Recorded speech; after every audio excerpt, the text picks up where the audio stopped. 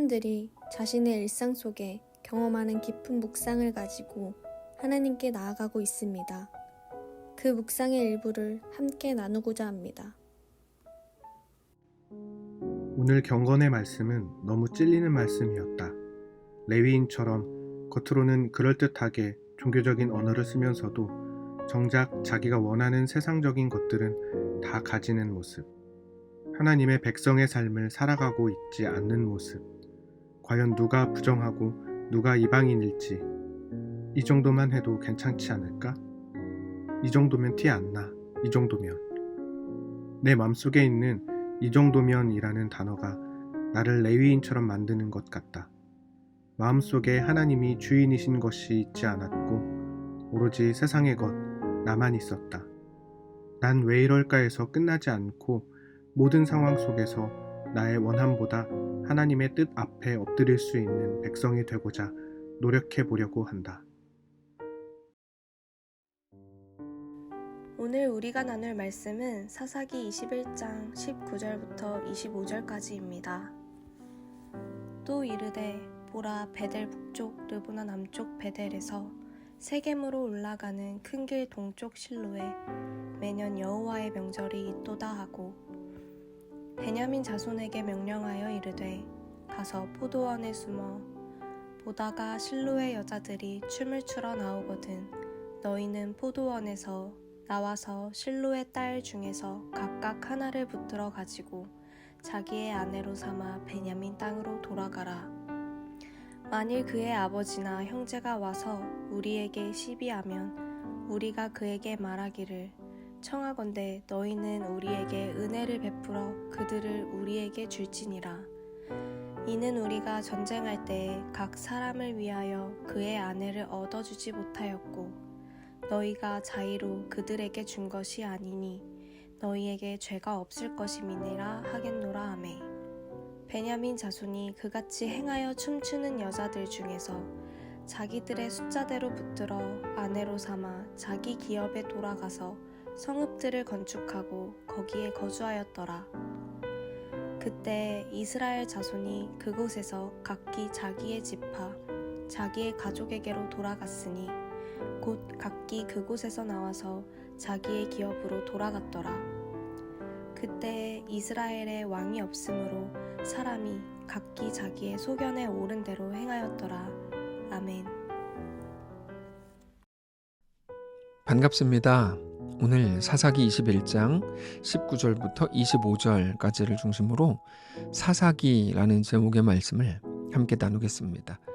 이스라엘은 계속해서 자기들이 왕이 되어 결정했다가 하나님 앞에 나아가면 다시금 복음 앞에 서게 되고 그러다가 또다시 자기들의 옳음, 자기들의 정의를 펼치려고 하고 그러다가 다시 복음 앞에 서면 울고 그런 일들이 계속 반복되었습니다. 그렇게 지난 본문에서 베냐민의 싹을 말려버리기 위해서 베냐민의 남자에게 딸을 아내로 주지 않기로 맹세합니다. 이제 베냐민 지파는 시간이 지나도 다시 일으켜질 희망이 사라지게 되는 겁니다. 그러면서 그 자리에 없는 길르앗 야베스의 사람들을 다 죽이기로 하고 그렇게 또 실제로 다 죽이고 처녀만 잡아왔습니다.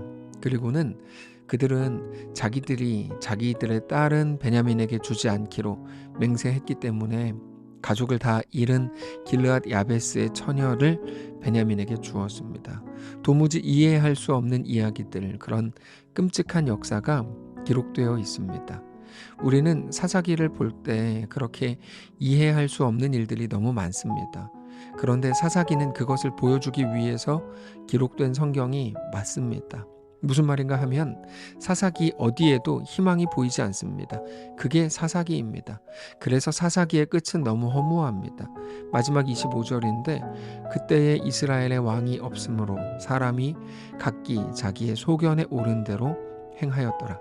이 말씀은 눈에 보이는 사람 왕이 필요하다는 말이 아니라 이스라엘이 왕이신 하나님의 통치를 받지 않고 자기 옳음대로 자기 생각대로 자기의 기준과 자기의 질서대로 살아간 결과 무너진 그들의 모습을 보여주고 있는 겁니다. 이것이 사사기의 결론입니다. 결론이라고 하기에는 너무 이상한 결론이죠. 우리가 사사기를 생각할 때 그래서 하나님이 우리에게 사사기를 통해 무엇을 말씀하시려고 하는지를 분명히 알아야 합니다. 사사기에 대해 생각할 때 사사가 몇 명이었는지, 어떤 사사가 유명한 사사였는지에 대해 생각할 때가 많이 있는데, 사사기는 사사시대 때 활동했던 사사들의 영웅적인 행적을 후손들에게 전하려는 목적이 전혀 없습니다. 그런 목적으로 기록된 게 아닙니다. 그래서 사사기는 그런 식으로 풀면 안 됩니다. 실제로 오히려 사사들의 연약함, 죄악, 인간적인 실패의 모습들을 다 전하고 있고 우리는 그 내용들에 대해서 잘 알고 있습니다. 사사기의 기본 목적은 처음부터 다른 곳에 있었습니다. 사실 사사기는 사사들에 관한 내용이 아니라 이스라엘 백성들에 관한 내용입니다. 여호수아가 죽은 후에 다 진멸하지 못한 원주민들, 다시 말해서 그런 이방 민족들에게 이스라엘이 얼마나 괴롭힘을 당하고 어떻게 고통을 당해야 했는가에 관한 그런 내용입니다. 그게 사사기 1장 27절 이하에 이렇게 나옵니다. 므낫세가 베스안과 그에 딸린 마을들의 주민과 다아낙과 그에 딸린 마을들의 주민과 돌과 그에 딸린 마을들의 주민과 이블르함과 그에 딸린 마을들의 주민과 무깃도와 그에 딸린 마을들의 주민들을 쫓아내지 못하매 가나안 족속이 결심하고 그 땅에 거주하였더니 이스라엘이 강성한 후에야 가나안 족속에게 노역을 시켰고 다 쫓아내지 아니하였더라. 에브라임이 게셀에 거주하는 가나안 족속을 쫓아내지 못하매 가나안 족속이 게셀에서 그들 중에 거주하였더라. 스불론은 기드론 주민과 나할롤 주민을 쫓아내지 못하였으므로 가나안 족속이 그들 중에 거주하면서 노역을 하였더라. 아셀이 악고 주민과 시돈 주민과 알랍과 악십과 헬바와 아빅과 르홉 주민을 쫓아내지 못하고 아셀 족속이 그 땅의 주민 가나안 족속 가운데 거주하였으니 이는 그들을 쫓아내지 못함이었더라. 납달리는 베세메스 주민과 베다낫 주민을 쫓아내지 못하고 그 땅의 주민 가나안 족속 가운데 거주하였으나 베세메스와 베다낫 주민들이 그들에게 노역을 하였더라. 아모리 족속이 단 자손을 산지로 몰아넣고 골짜기에 내려오기를 용납하지 아니하였으며 결심하고 헤레스 산과 아얄론과 시알빔에 거주하였더니 요셉의 가문의 힘이 강성함에 아모리 족속이 마침내는 노역을 하였으며 아모리 족속의 경계는 아그라빔 비탈의 바위부터 위쪽이었더라. 여러분, 이게 다 여호수아가 죽은 후에도 이스라엘 백성들이 하나님의 말씀대로 행하지 않은 결과 가나안 땅에 남아있던 원주민들이었습니다. 그렇게 많이 남아 있었습니다. 3장에도 이렇게 소개합니다. 블레셋의 5 군주들과 모든 가나안 족속과 시돈 족속과 바알 헤르몬 산에서부터 하맛 입구까지 레바논 산에 거주하는 히위 족속이라 남겨두신 이 이방 민족들로 이스라엘을 시험하사 여호와께서 모세를 통하여 그들의 조상들에게 이르신 명령들을 순종하는지 알고자 하셨더라. 그러므로 이스라엘 자손은 가나안 족속과 헷 족속과 아모리 족속과 브리스 족속과 히위 족속과 여부스 족속 가운데에 거주하면서 그들의 딸들을 맞아 아내로 삼으며 자기 딸들을 그들의 아들들에게 주고 또 그들의 신들을 섬겼더라. 결국에 그들은 시간이 흘러가면서 가나안 이방 민족과 섞여 살게 되었습니다. 섞여 살았다는 말은 그들의 문화와 가치관과 삶의 목표와 삶의 방식, 이 모든 것들이 그냥 섞여 버렸다는 겁니다. 여러분, 그리스도인과 세상 사람들은 섞일 수가 없습니다. 가치관이 다르고 특별히 믿음이 다르기 때문이죠. 그리스도인에게 있어서 가장 중요한 건 선명성입니다. 그것을 구분됨이라고 말하기도 하고 거룩이라고 표현하기도 합니다. 하나님이 누구신지 알고 하나님을 믿고 그러므로 나는 누군지, 이 땅에서 무엇을 향해 살아야 하는지, 이 땅을 살아갈 때 어떤 목표를 가져야 할지에 대해서 알고 살아가는 겁니다.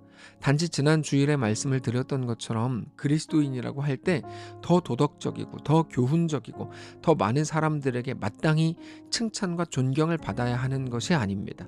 당연히 그게 좋은 모습이겠지만 그러나 성경은 그것을 거룩이라고 말하지 않습니다. 다만 이 땅을 살아갈 때 하나님의 백성으로 살아가는 것을 성도라는 이름으로 요구받았다는 사실을 알아야 합니다.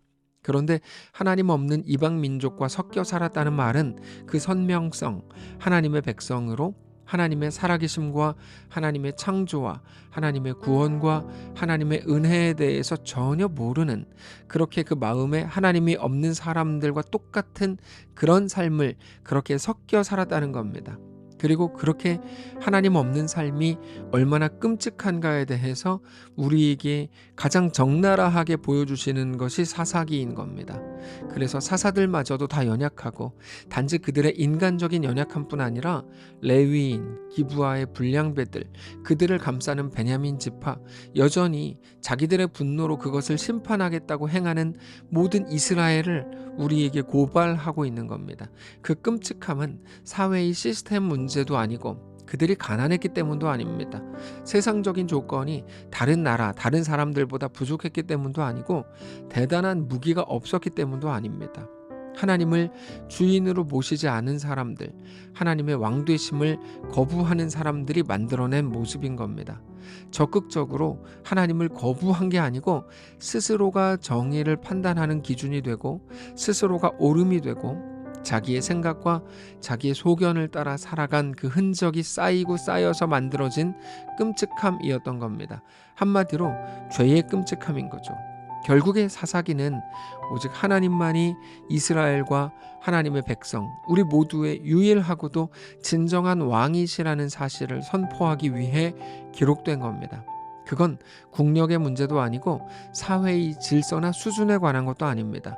어떻게 해야 더 풍요로운 사회를 만들고 더 건강한 사회, 더 안전한 사회, 모두가 행복한 사회를 만들 수 있는지에 관한 게 아닙니다. 우리가 교회라는 이름으로 모일 때에도 사회가 추구하는 좋은 모습을 구하고 소원하는 게 전부라면, 그게 우리 기도의 내용이 된다면 우리는 여전히 하나님이 누구신지, 우리는 누구인지, 우리에게 대한 하나님의 뜻과 하나님의 요구가 무엇인지를 전혀 알지 못하고 있는 겁니다. 우리는 더 좋은 사회를 이룩하라는 명목으로 부르심을 받지 않았습니다. 홍해를 없애라거나 요단강을 없애라는 사명을 받지도 않았습니다. 교회를 더 크게 만들라거나 더 큰 영향력을 가지라거나 더 큰 세력이 되라고 부르심을 받지 않았습니다.